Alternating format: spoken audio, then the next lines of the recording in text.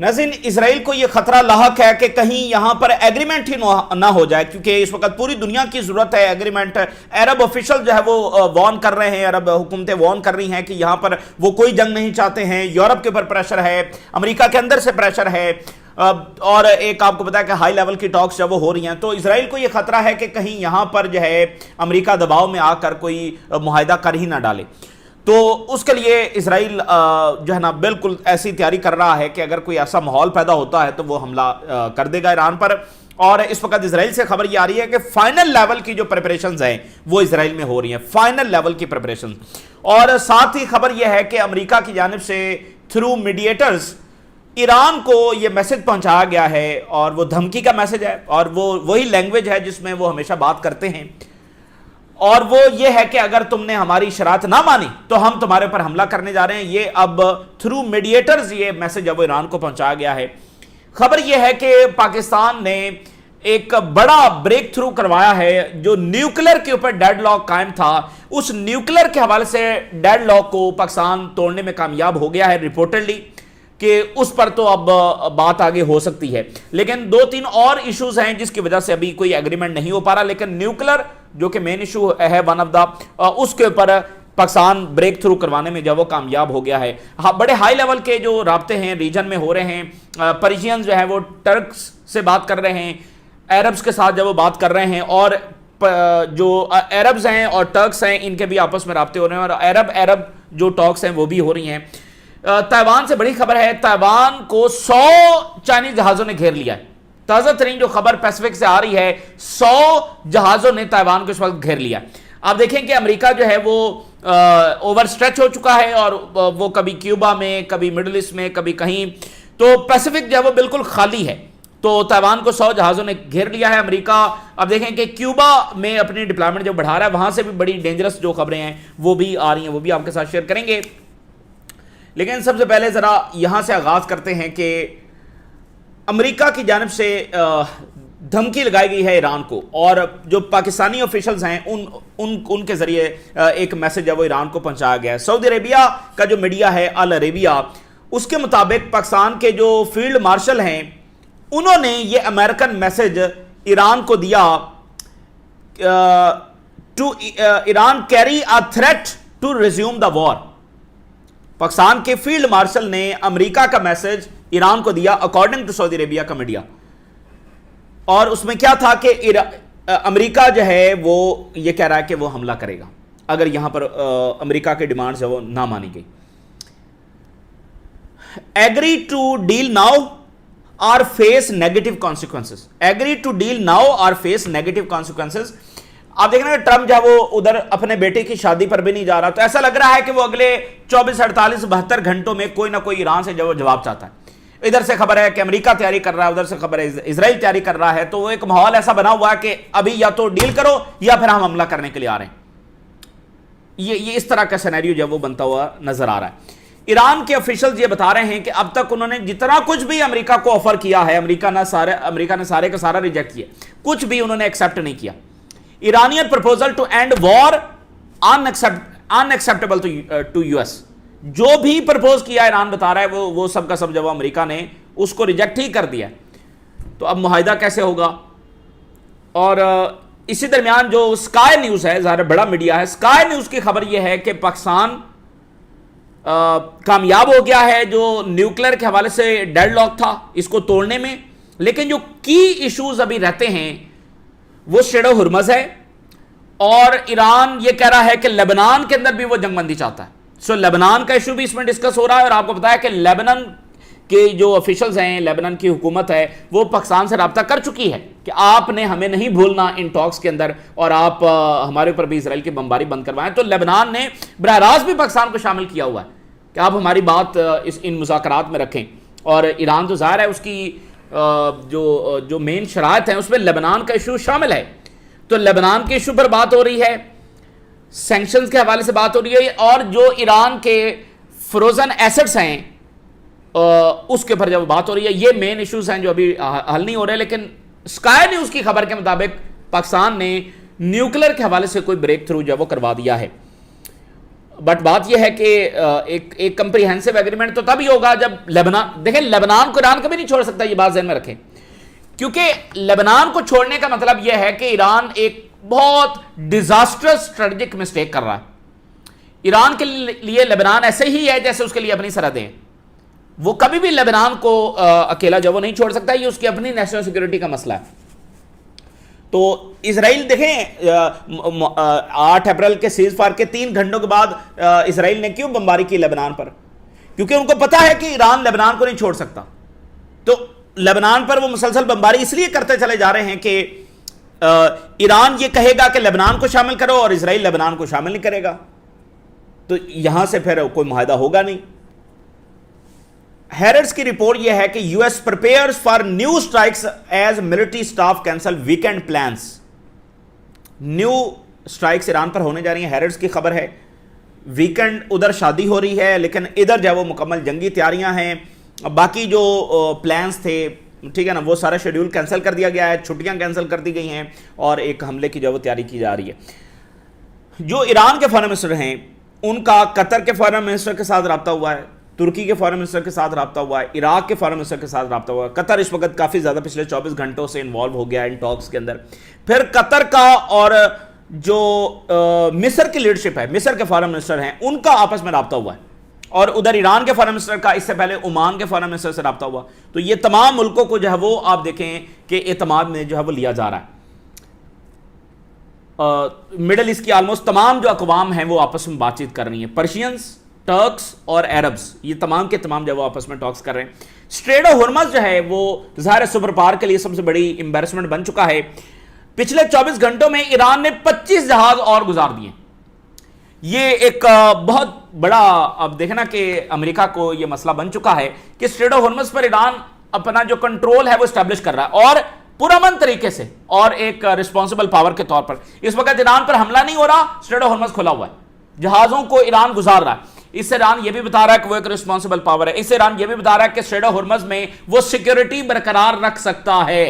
America कई हजार kilometre दूर आकर पर्शियन गल्फ में, जो कि पर्शिया की गल्फ है, उसमें इसलिए बैठा हुआ है कि उसको यहां पर सिक्योरिटी करनी है। तो ईरान सिक्योरिटी कर रहा है, अमेरिका की कोई जरूरत नहीं है यहां पर सिक्योरिटी करने के लिए। तो ये इसकी बहुत सारी डायमेंशन है। ये सिर्फ ये ना देखें कि बस ये जहाज गुजर रहे हैं। ईरान बता रहा है कि वो यहां की सिक्योरिटी कर सकता है। अमेरिका की वजह से यहां पर इंस्टेबिलिटी फैल रही है और वो बड़े रिस्पॉन्सिबल अंदाज के अंदर यहां से आप देखेंगे जहाजों को गुजार रहा है। अमेरिका का ब्लॉकेड भी है, उन्होंने जंग भी मुसल्लत की। ईरान चाहता तो स्ट्रेट ऑफ हॉर्मज़ को हमेशा के लिए बंद कर देता और यहां पर माइंस बिछा देता जिनको कोई खोल नहीं सकता था। ईरान अपने डेजिग्नेटेड रास्तों से जहाज़ों को 24 घंटों में 25 जहाज गुजार दिए हैं और जाहिर है कि इनसे शायद वो सर्विस जो चार्जेस हैं वो ले रहे होंगे। अच्छा, अब एक बड़ी और अहम खबर है। ईरान ने गल्फ रियासतों से कंपनसेशंस मांग ली हैं। यूनाइटेड नेशन के अंदर उन्होंने ये सबमिट करवाया है। उन्होंने कहा कि जो गल्फ रियासतें हैं और जॉर्डन है, ये हमें कंपनसेट करें जो हमारे डैमेजेस हुए हैं। उन्होंने कहा कि इन तमाम ने हिस्सा डाला है ईरान पर हमले में। इनकी टेरिटरीज, एयर स्पेसेस, लॉजिस्टिक्स और सारे जो रिसोर्सेज हैं वो इस्तेमाल हुए हैं। इनकी वजह से हमारे ऊपर हमला मुमकिन हो पाया। अगर ये अपनी एयर स्पेसेस बंद कर देते और अपनी कोई सपोर्ट ना देते तो ईरान पर हमला नहीं हो सकता था। तो Qatar, Bahrain, Kuwait, Saudi Arabia, UAE और जॉर्डन ये रिस्पॉन्सिबल हैं जो हमारा नुकसान हुआ है, the material damage and moral damage under international law. तो हमें ये कंपनसेशन दे। तो अच्छी बात यह है कि इन मुल्कों के आपस में राब्ते हैं, ईरान, कतर के, ईरान, सऊदी अरेबिया के। लेकिन जो डेंजरस बात है वो ये है कि एक दोबारा भी जंग हो सकती है और दूसरा जो इनकी वजह से ज़ाहिर है वहाँ पर ईरान पर हमला हुआ तो एक ईरान में ये एक है तो सही ना। देखें उनके सुप्रीम लीडर शहीद हुए, कितने और लोग जब शहीद हुए, तो वो किस वजह से हो पाए, यहीं से सारा कुछ इस्तेमाल हो रहा था ना। अच्छा, फिर आप देखिए कि गल्फ ऑफ अदन, जो कि यमन और बाबुल मंदब, गल्फ ऑफ अदन, वो एरिया जो है वो बहुत ज़्यादा डिस्टेबलाइज हो गया है। अब ये अमेरिका जो है वो इस रीजन को सिक्योरिटी दे रहा है और दुनिया को ये सिक्योरिटी दे रहा है। गल्फ ऑफ अदन में जो कज़ाक हैं उनका इस वक्त गलबा हो रहा है। सोमाली कज़ाक आ रहे हैं ज्यादा, और इसके अलावा अननाउन हमले वहां पर मुख्तलिफ जहाज़ों पर हो रहे हैं। अभी कुछ देर पहले जो कुछ जहाज हैं उनको कैप्चर करने की जब वो कोशिश की गई है, और स्मॉल बोट्स वहां पर जब वो ब्रिटिश मैरीटाइम रिपोर्ट कर रही है, कल भी वो आई हैं, अभी कुछ देर पहले फिर आई हैं। जो भी जहाज वहां से गुजर रहा है, वो जो सोमाली पायरेट्स हैं खास तौर पर, वो वहां पर आकर कैप्चर कर रहे हैं जहाज़ों को। इससे पहले वो एक दो को लेके भी गए। और फिर मसला ये है कि जो ये पायरेट्स लेकर जाते हैं, आपको नहीं पता कि आपने बात किससे करनी है। वो सोमालिया के साहिल पर ले जाएंगे, फिर आगे से आगे किधर ले जाएंगे कुछ आपको पता नहीं है। वो आगे पूरे अफ्रीका में सारे तो ये कंट्रीज डिस्टेबलाइज हैं। तो अब देखना कि एक ये पायरेट्स वाला सिलसिला खत्म हो गया था, लेकिन इसराइल और अमेरिका की मुसल्लत की गई जंगों की वजह से अब ये एक बार फिर जो है वो इंस्टेबिलिटी यहां पर फैल रही है। और हॉर्न ऑफ अफ्रीका आपको पता है कि मुकम्मल आलमी सियासत का मरकज बना हुआ है। चीन भी वहीं पर है, यूरोपियंस भी वहीं पर है, इसराइल भी वहीं पर है, अमेरिका भी वहीं पर है, सब के सब वहां पर बैठे हुए हैं। सो हॉर्न ऑफ अफ्रीका जो है वो आलमी सियासत का मरकज है, और वहां पर ये पायरेट्स जो वो इनका गलबा जो वहां पर हो रहा है। गजा का मामला इंतहाई सेंसिटिव है। ये जो कुछ दुनिया में इस वक्त हो रहा है, रीजन में जो कुछ हो रहा है खास तौर पे, वो गजा ही की वजह से हो रहा है, क्योंकि जो वहां पर वायलेंस हुआ, जो दुनिया ने और रीजन ने खामोशी इख्तियार की, तो उसकी वजह से आप इतनी बड़ी जंग देख रहे हैं। अगर वहां इसराइल को रोक दिया जाता तो रीजन में इतनी बड़ी जंग ना होती। वहां पर अभी कुछ खत्म नहीं हुआ है और इसराइल एक फुल स्केल जंग की तैयारी कर रहा है। अभी आप देखिए कि पिछले 24 घंटों में 48 घंटों में 8 फलस्तीनी शहीद हो चुके हैं, 29 जख्मी हैं। 8 शहीद हो चुके हैं, 29 जख्मी, और ये सीज फायर में हो रहा है। कोई कीमत ही नहीं है फलस्तीनी जानों की, बस मारे जा रहे हैं। ये सीज फायर में हो रहा है। जब से सीज फायर हुआ है, हमास ने एक गोली भी नहीं चलाई। इसराइल रोज वहां पर फलस्तीनियों को मार रहा है। जिस दिन हमास ने आगे से एक गोली चला दी, फिर आप देखिएगा रीजन में भी खलबली मच जाएगी, दुनिया में भी खलबली मच जाएगी। सब हमास के खिलाफ स्टेटमेंट जारी करना शुरू कर देंगे। सब ये कहेंगे डी एस्केलेशन होनी चाहिए, ये होना चाहिए, वो होना चाहिए। जैसे आप देखिए 18 महीने लेबनान पर बमबारी होती रही, हिजबुल्लाह खामोश बैठे रही, दुनिया को कोई फर्क नहीं पड़ा। जो ही हिजबुल्लाह के मिसाइल चले, दुनिया को मसला पैदा हो गया और रीजन को मसला पैदा हो गया। सो यही एक मुनाफकत जो है वो यहां पर की जा रही है, और इसका नतीजा बड़ा खौफनाक निकलेगा। हमास की जो स्टेटमेंट आ रही है कि ongoing Israeli crimes in Gaza a coup against the agreement. ये एग्रीमेंट क्या एग्रीमेंट है कि जिसमें इसराइल के मुसलसल क्राइम्स जो वो जारी हैं। तो इसराइल को बेलगाम यहां पर एक बदमाश के तौर पर छोड़ देना कि वो जिसका चाहे मार दे, जिसको चाहे तबाह कर दे, जिसकी चाहे जमीन लूट ले, कोई उसको रोकने वाला नहीं है। तो ये बुनियादी मसला है और दुनिया इसको अभी अंडरस्टैंड नहीं कर पा रही। वायरसेस जब वो फैल रहे हैं, और वायरस जो है वो वहाँ जो फुटबॉल वर्ल्ड कप हो रहा है वहाँ तक उसके असरात चले गए हैं। जो कॉन्गो से टीम आई है उसको वहाँ पर आइसोलेट कर दिया गया है वायरस के डर से कि पूरा वो वर्ल्ड कप ही ना हो जाए, वो करना पड़े, कैंसिल करना पड़े। तो कॉन्गो की जो टीम है उसको आइसोलेट कर दिया गया। तो अब आप ये देखेंगे ये वायरसेस कहाँ से आ रहे हैं, ये कौन है जो वायरसेस बना रहे हैं, और कोरोना वायरस में कितने लोग मारे गए और किसने उससे पैसा बनाया। अब ये 2 मेन वायरस हैं जो आहिस्ता आहिस्ता दुनिया में फैलते चले जा रहे हैं। और न्यूयॉर्क टाइम्स ने आज एक बहुत बड़ी स्टोरी दी है कि कैसे नेतन्याहू जो है वो मुकम्मल तौर पर जो टॉक्स हो रही हैं, इवन जो सिचुएशन रूम के अंदर मीटिंग हो रही है उसके अंदर नेतन्याहू मौजूद है। ये इतनी बड़ी खबर है और अमेरिकी नेशनल सिक्योरिटी को ये इतना बड़ा थ्रेट है कि अनबिलीवेबल, कि अमेरिका के जो उनकी नेशनल सिक्योरिटी के मेन डिसीजंस हैं उसमें नेतन्याहू मौजूद है। न्यूयॉर्क टाइम की ये बहुत बड़ी स्टोरी है। न्यूयॉर्क टाइम ने कहा कि नेतन्याहू जो है वो लीड कर रहा था जो डिस्कशंस और मुज़ाकरात सारे हो रहे थे, leading the discussion in situation room. ये मतलब इससे बड़ा कोई सिक्योरिटी थ्रेट अमेरिका को हो नहीं सकता। एक सिचुएशन रूम जो कि अमेरिका का यानी सबसे अहम तरीन जहां पर डिस्कशंस होती हैं, उस सिचुएशन रूम के अंदर तक नेतन्याहू से इनपुट जो वो ली जा रही थी और वो डिस्कशंस को लीड कर रहा था। यानी जब एक सदर बैठा है, secretary of war, secretary of state बैठा हुआ है और इंटेलिजेंस चीफ बैठा हुआ है और सब बैठे हुए हैं, उनसे पूछा जा रहा है कि भाई क्या करना चाहिए, क्या करना चाहिए, तो उसमें नेतन्याहू भी मौजूद है और नेतन्याहू सबसे आगे है। यानी वो लीड कर रहा है वहां पर टॉक्स को, डिस्कशंस को। और जाहिर है वो क्या कह रहा है, वो कह रहा है कि हमला करना चाहिए। यानी जो अमेरिकी ऑफिशियल्स हैं उनकी बात नहीं सुनी जा रही। नेतन्याहू बता रहा है सिचुएशन रूम में कि हमें करना क्या चाहिए। इतना बड़ा इन्फ्लुएंस, इतना बड़ा कंट्रोल नेतन्याहू का, ये अनबिलीवेबल है। और इसके साथ साथ वो अमेरिका और ईरान की जो टॉक्स हो रही थी उस पर वो बाकायदा सर्विलेंस और जो इंटेलिजेंस इंफॉर्मेशन है वो हासिल कर रहा था। सर्विलेंस और इंटेलिजेंस इंफॉर्मेशन जब वो बाकायदा हासिल कर रहा था, यानी जासूसी कर रहा था अमेरिकन डिप्लोमेट्स के ऊपर। तो अमेरिका को जो सबसे बड़ा खतरा है वो किस एंटिटी से है, ये उनको अब रिकॉग्नाइज कर लेना चाहिए। नेतन्याहू जो है उसका अनमैच्ड इन्फ्लुएंस है वाशिंगटन के ऊपर। और जब स्टीव विटकॉफ डायरेक्टली तेहरान के साथ बात कर रहा था तो सारी नजर रखी जा रही थी क्या बात हो रहा है। और अब देखेंगे सारा केस है वो स्टीव विटकॉफ ने बिगाड़ा है, और स्टीव विटकॉफ कौन है और उसकी क्या वाबस्तगी है नेतन्याहू के साथ, वो आप देख सकते हैं। तो इजराइल ये बिलीव करता है कि व्हाइट हाउस कहीं, इजराइल ये चाहता है कि व्हाइट हाउस कहीं रीजन के साथ किसी ब्रॉडर डायलॉग के अंदर जब वो शामिल ना हो, यानी वो कोई रीजन में ऐसी सेटलमेंट की तरफ ना चला जाए कि जिसके नतीजे में कोई अमन आ जाए। बुनियादी तौर पर तो यही सेटलमेंट है ना, कि ब्रॉडर सेटलमेंट, कि दोबारा हमला ना हो और ये सारा। तो इजराइल इस ऐसी सूरत हाल को हर सूरत अवॉइड करना चाहता है। किस सूरत वो इसको मुमकिन नहीं होने देना चाहता कि यहां पर कोई ब्रॉडर सेटलमेंट हो, कोई ऐसा एग्रीमेंट तय पा जाए ईरान के और अमेरिका के दरमियान और रीजन में कोई अच्छी मुस्बत डेवलपमेंट हो, ये वो नहीं चाहते। और अब देखिए कि अल जजीरा की हेडलाइन, अल जजीरा ने कोट किया है इजरायली मीडिया को कि final preparation in Israel to launch the attack on Iran. ठीक है ना, फाइनल प्रिपरेशन। अब मुझे बताएं कि इतनी जल्दी क्या पड़ी है? अगर इनको इतना ही जल्दी थी तो फिर सीज फायर ना करते। अभी इनको इतनी जल्दी जब वो क्या पड़ी हुई है कि फाइनल प्रिपरेशन जब वो ईरान पर हमला करने के लिए हो रही हैं।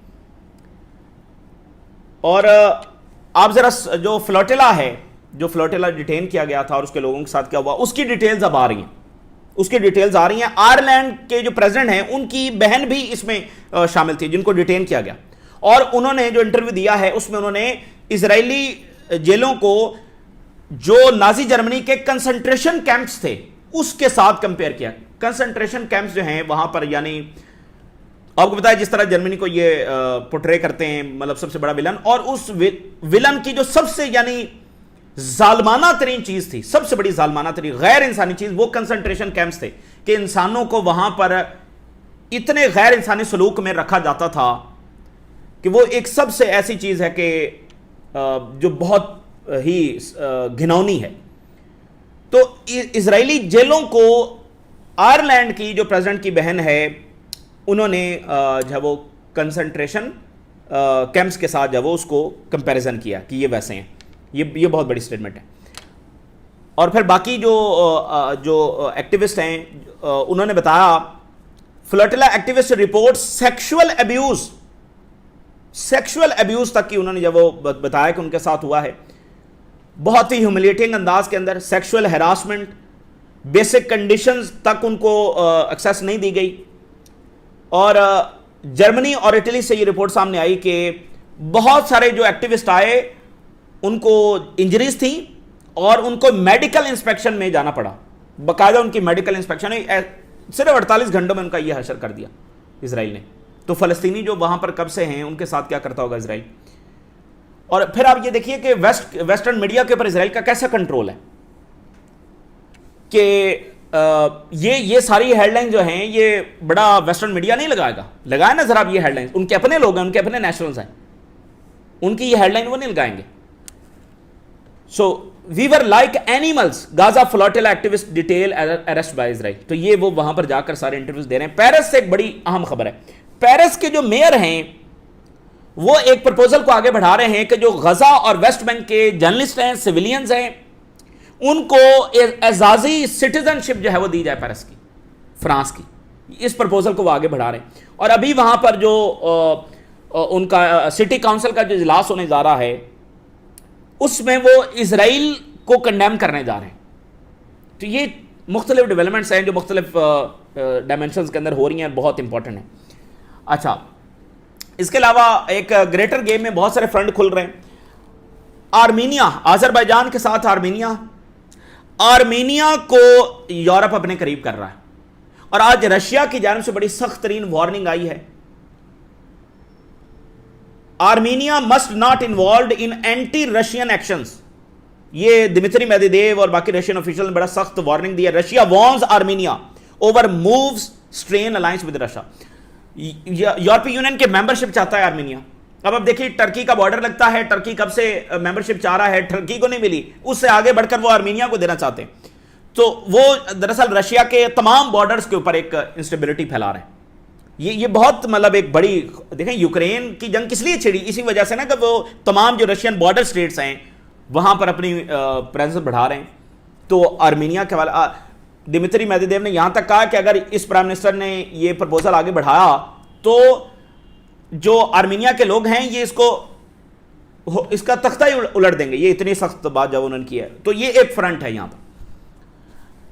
अब ये भी आप जरा खबर देखिए, यूरोप ने यूक्रेन को जंग में धकेला, अमेरिका ने ना नेटो बराह रास्त मदद को आया, फौजें भेजता ना। अब जनाब अली यूरोपीय यूनियन यूक्रेन को एसोसिएट मेंबर बनाने का प्रपोज कर रही है। ज़ेलेंस्की सेज के यूरोपीय union associate membership plan unfair. ये मुख्तलिफ मुल्कों को सोचना चाहिए कि बड़ी ताकतें उनको कैसे चारे के तौर पर इस्तेमाल करती हैं। यूक्रेन तबाह बर्बाद हो गया, मिलियंस ऑफ लोग, उनकी जिंदगियां तबाह हो गई, कितने लोग, लाखों लोग मारे गए। तो यूरोप कहां पर खड़ा है, यूरोपीय यूनियन कहां पर खड़ा, एसोसिएट मेंबर आपको बनाएंगे। देखें बात यह है कि उसको जंग में धकेला है ना, तो जाएं लड़ें रशिया के साथ बराह रास्त, नहीं यूक्रेन ही लड़ेगा, यूक्रेन के लोग ही मारे जाएंगे और हम उसको एसोसिएट मेंबर यूरोपीय यूनियन का मेंबर भी बनाने के लिए वो तैयार नहीं यूक्रेन को, तो बस उसको इस्तेमाल कर रहे हैं कि वो रशिया से लड़ता रहे, रशिया से लड़ता रहे। तो फिर भी ये ग्रेट गेम है। आखिर में क्यूबा के हवाले से जो बड़ी खौफनाक तरीन खबर है, आज सीबीएस मीडिया ने बताया कि जो सीआईए का इंटेलिजेंस, सीआईए का जो डायरेक्टर है ये गया था क्यूबा। इसके साथ ये अमेरिका के जो स्पेशल यूनिट्स हैं जिन्होंने वेनेजुएला में अटैक में हिस्सा लिया था और प्रेसिडेंट मडोरो को वहां से लेकर आए थे, उनको भी वो साथ लेकर गया और उसने फिर बाकायदा जो क्यूबन ऑफिशियल्स हैं उसके साथ मिलवाया और उनको बताया कि ये वो लोग हैं जिन्होंने जाकर वहां पर ऑपरेशन किया, और बताया कि इन्होंने 32 क्यूबन गार्ड्स को वहां पर मारा था, क्योंकि मडोरो के गार्ड जो वो क्यूबन्स थे, 32 गार्ड्स मारे गए थे। यानी ये इतनी सख्त तरीन वार्निंग थी क्यूबन्स को कि 32 क्यूबन्स वहां पर मारे गए। वही स्पेशल मिलिट्री यूनिट के लोगों को सीआईए के चीफ जो हैं, डायरेक्टर जो हैं, वो लेकर आए और उनको बाकायदा मिलवाया और बताया कि ये वो लोग हैं। यानी उनको बताया कि अगली बारी तुम्हारी और तुम्हारे साथ भी यही कुछ जो वो कर सकते हैं हम। तो वहां पर यानी एक फैसला हो चुका है रिजीम चेंज का। अब वो इंप्लीमेंट कब होगा, बस इसका इंतजार किया जाए। ये इस वक्त की ताज़ा तरीन डेवलपमेंट्स हैं जो हमने आपके साथ शेयर किया। हमने राज लगा कर इजाज़त दी। अल्लाह हाफ़िज़।